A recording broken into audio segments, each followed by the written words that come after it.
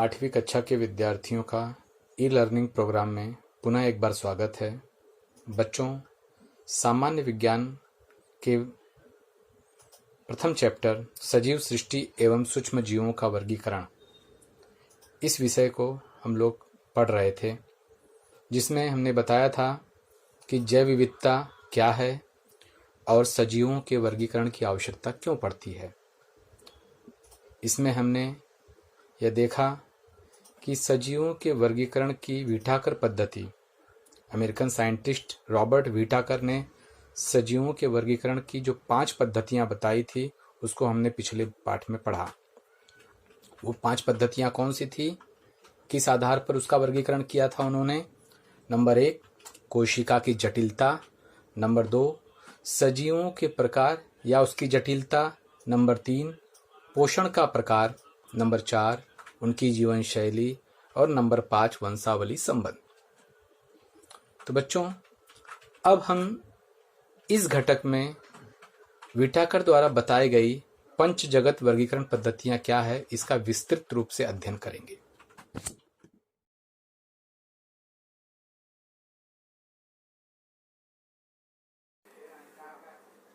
बच्चों, आपके स्क्रीन पे पंच जगत वर्गीकरण पद्धति से संबंधित चार्ट दिखाई दे रहा है।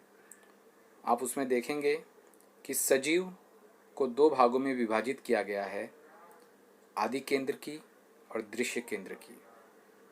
आदि केंद्र की सजीव में एक कोशिकी सजीवों का समावेश होता है और वे एक कोशिकी सजीव मोनेरा जगत के होते हैं। और दूसरे भाग में दृश्य केंद्र की सजीवों को 2 भागों में बांटा गया है। उसमें एक कोशिकी सजीव और बहुकोशिकीय सजीव, दोनों प्रकार के सजीवों का समावेश होता है। एक कोशिकीय सजीव यह प्रोटिस्टा जगत के होते हैं और बहुकोशिकीय सजीव, इनका जगत कवक, वनस्पति और प्राणी, ये 3 प्रकार के जगत से संबंधित होते हैं। अब हम इसके बारे में विस्तृत जानकारी आगे देखेंगे। तो बच्चों, व्हिटाकर पंच जगत पद्धति में सबसे पहला जगत है मोनेरा। तो अब हम मोनेरा जगत के बारे में जानेंगे। जैसे कि आपने चार्ट में देखा कि मोनेरा जगत में सभी सजीव एक कोशिकीय होते हैं और इन एक कोशिकीय सजीवों के केंद्रक अविकसित होते हैं, या ये इनके जो शुरुआत में जो केंद्रक होते हैं आगे चल के नष्ट हो जाते हैं और इनके शरीर में कोशिका अंगक नहीं पाए जाते हैं। मोनेरा जगत के सजीव यह या तो स्वयंपोषी होते हैं या तो परपोषी होते हैं।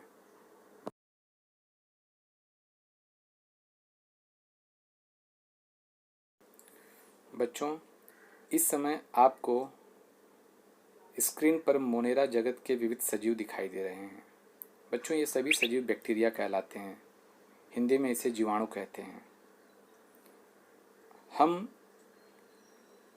दही में पाए जाने वाले जीवाणुओं के बारे में जानते हैं। अगर दही के छोटे से कण को हम सूक्ष्मदर्शी यंत्र से देखते हैं तो हमें लैक्टोबैसिलाई नामक जीवाणु दिखाई देगा। यह भी मोनेरा जगत का ही एक अंग है।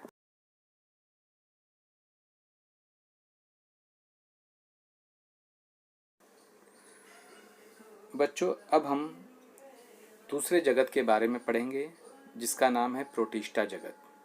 प्रोटिस्टा अर्थात जल में पाए जाने वाले सजीव। आपके स्क्रीन पे प्रोटिस्टा जगत से संबंधित सजीव दिखाई दे रहे हैं, जैसे कि वालहॉक्स, पैरामीशियम, युगलीना, अमीबा। ये सभी सजीव पानी के अंदर पाए जाते हैं।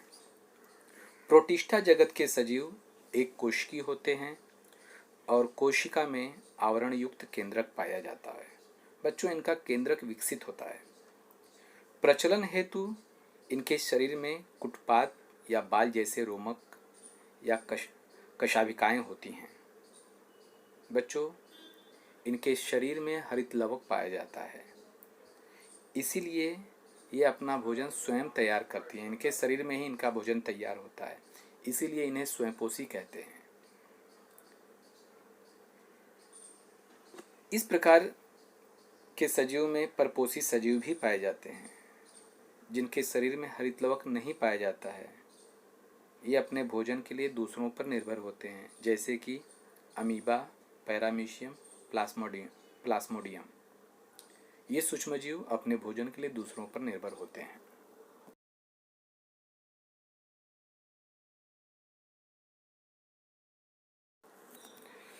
सजीवों के वर्गीकरण में तीसरे जगत का नाम है कवक। कवक जगत में परपोषी सजीव, असंश्लेषी सजीव और दृश्य केंद्र की सजीवों का समावेश होता है। परपोषी अर्थात दूसरों पर निर्भर रहने वाले, असंश्लेषी अर्थात जो प्रकाश संश्लेषण के द्वारा अपना भोजन तैयार नहीं कर सकते हैं, और दृश्य केंद्र की अर्थात इनमें केंद्रक विकसित होता है। बहुसंख्य कवक मृतोपजीवी होते हैं। मैंने पिछले घटक में पढ़ाया था कि मृतोपजीवी अर्थात जो सड़े गले कार्बनिक पदार्थों पर अपना जीवन निर्वाह करते हैं। आपके स्क्रीन पे जो चित्र दिखाई दे रहा है यह एक मशरूम का चित्र है, जिसे हम हिंदी में कुकुरमुत्ता कहते हैं। यह भी कवक का ही एक प्रजाति है। कवकों की कोशिका भित्ति काइटिन नामक जटिल शर्करा से बनी होती है। कुछ कवक तंतुमय होते हैं, जिनके कोशिका द्रव्य में अनगिनत केंद्रक होते हैं। आप लोगों ने देखा होगा फफूंदी, जो आप लोग रोटी वगैरह पे या पाव वगैरह पे जो छोटे छोटे सफ़ेद सफ़ेद उग जाते हैं, वो फफूंदी भी कवक का ही एक प्रकार है। पेनिसिलियम, जो कि हम जो भुट्टा खाते हैं, भुट्टा अगर कई दिनों तक पड़ा रह जाता है तो उसके शरीर पे छोटे छोटे सफ़ेद सफ़ेद उगते हैं, उन्हें हम पेनिसिलियम कहते हैं। फफूंदी जैसा ही होता है, यह भी कवक का ही एक प्रकार है।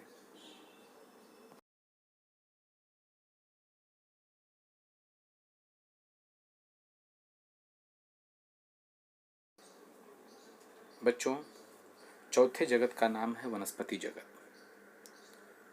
वनस्पतियाँ अर्थात हमारे आसपास जो पेड़ पौधे दिखाई देते हैं, जो फसलें दिखाई देती हैं, छोटे छोटे जो वनस्पतियाँ दिखाई देती हैं, वे सभी वनस्पति जगत में समाविष्ट होती हैं। वनस्पतियों में कोशिका भित्ति पाई जाती है और यह स्वयंपोषी होती हैं। इनमें हरितलवक पाया जाता है।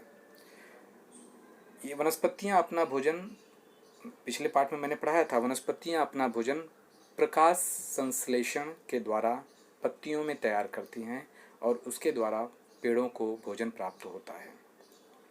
और पांचवा जगत है बच्चों प्राणी। प्राणियों में कोशिका भित्ति नहीं पाई जाती है। मनुष्य, कुत्ते, बिल्ली, बड़े बड़े जानवर, इन सभी का प्राणियों में समावेश होता है। ये बहुकोशिकीय होते हैं, इसीलिए इन्हें बहुकोशिकीय उपभोक्ता भी कहते हैं।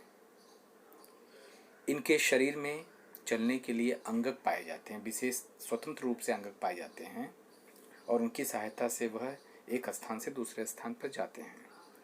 आपको इसकी एक वीडियो में आप देख सकते हैं कि यहाँ पर जो बहुकोशिकीय सजीवों में अनेक प्रकार के प्राणियों का समावेश होता है, जिसमें चपटे, कृमि, मकड़े, बिच्छू, मछली, मेंढक, पक्षी, स्तनधारी प्राणी, मनुष्य, सभी का समावेश इसमें होता है।